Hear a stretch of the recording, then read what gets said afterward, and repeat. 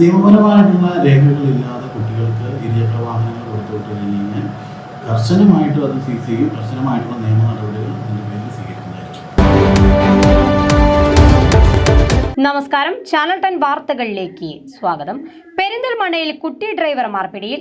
Licence ഇല്ലാതെയും അപകടകരമായും ഇരുചക്രവാഹനങ്ങളുമായി സ്കൂളുകളിൽ വിദ്യാർത്ഥികൾ എത്തുന്നത് തടയാൻ പെരിന്തൽമണ്ണ പോലീസ് നടത്തിയ പരിശോധനയിൽ 40ഓളം ബൈക്കുകൾ പിടികൂടി. ജില്ലാ പോലീസ് മേധാവിയുടെ നിർദ്ദേശപ്രകാരം ജില്ലയിൽ മുഴുവനായും നടത്തിയ പരിശോധനയിലാണ് വാഹനങ്ങൾ പിടികൂടിയത്. 15 മുതൽ 17 വയസ്സുവരെയുള്ള പ്രായക്കാർ ഓടിച്ചു വന്ന 5 ബൈക്കുകളും പോലീസ് പിടിച്ചെടുത്തു. വിദ്യാർത്ഥികളുടെ രക്ഷിതാക്കൾക്കെതിരെ കേസെടുത്ത് വിദ്യാർത്ഥികൾക്കെതിരെ ജുവനൈൽ ജസ്റ്റിസ് ആക്ട് പ്രകാരം സോഷ്യൽ ബാക്ക്ഗ്രൗണ്ട് റിപ്പോർട്ട് നൽകി. പ്രായപൂർത്തിയാകാത്ത വിദ്യാർത്ഥികളുടെ രക്ഷിതാക്കൾക്ക് 30,000 വരെയാണ് ഓരോരുത്തർക്കും പിഴയിട്ടത്. ബാക്കിയുള്ളവർ 18 തികഞ്ഞവരാണ്. ഇവർക്ക് ലൈസൻസ് ഇല്ലാത്തതിന് പിഴ ചുമത്തി. വീട്ടുകാർ അറിയാതെയും മറ്റും ഇരുചക്രവാഹനങ്ങളുമായി എത്തുന്നവരും ഇതിലുണ്ട്. ലൈസൻസ് ഇല്ലാതെ വാഹനം ഓടിക്കുന്നത് സംബന്ധിച്ച് രക്ഷിതാക്കളെ വിളിച്ചുവരുത്തി പോലീസ് ബോധവൽക്കരണം നടത്തി. പെരിന്തൽമണ്ണ സ്റ്റേഷൻ പരിധിയിൽ പെരിന്തൽമണ്ണ, താഴേക്കോട്, ആനമങ്ങാട്, അങ്ങാടിപ്പുറം, പരിയാപുരം തുടങ്ങി വിവിധ സ്കൂൾ പരിസരങ്ങളിൽ പരിശോധന നടത്തി. ഈ നമ്മുടെ സ്കൂളുകളിലെ കുട്ടികൾ സ്കൂളുകളുടെ പരിസരങ്ങളിൽ അവരെ ഇരുചക്ര വാഹനങ്ങൾ കൂടുതലായിട്ട് ഉപയോഗിക്കുന്നു. അതായത് യാതൊരു തരത്തിലുള്ള നിയമങ്ങളും പാലിക്കപ്പെടാതെ അവർ 2-3-4 പേര് കയറുക, ലൈസൻസ് ഇല്ലാതെ വണ്ടി ഓടിക്കുക, ജുവനൈൽസ് വണ്ടി ഓടിക്കുക. ഇതിൻ്റെയൊക്കെ ഭാഗമായിട്ട് സ്കൂളുകളിലും അവരുടെ പരിസര പ്രദേശങ്ങളിലുമൊക്കെ സംഘർഷങ്ങൾ പതിവാണ്, അപകടങ്ങൾ പതിവാണ്.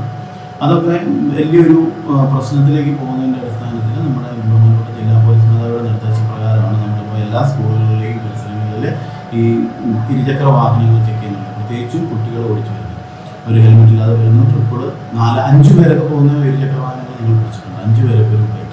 അപ്പം അങ്ങനെ അതിനെ ഒന്ന് പ്രിവെൻറ്റ് ചെയ്യുന്നതിനുണ്ട്. ഇത് വലിയൊരു വിഷയത്തിലേക്ക് പോകാതിരിക്കുന്നതിന് വേണ്ടിയിട്ടും ഈ അപകടങ്ങൾ കുറയ്ക്കുന്നതിന് വേണ്ടിയിട്ടും ഒക്കെ പിന്നെ കുട്ടികളെ ഇതിൽ നിന്ന് പിന്തിരിപ്പിക്കുന്നതിന് വേണ്ടിയിട്ടാണ് നമ്മൾ ഈ സ്പെഷ്യൽ ഡ്രൈവ് നടത്തുന്നത്. അതിപ്പം തുടർച്ചയായിട്ടുണ്ടാവും.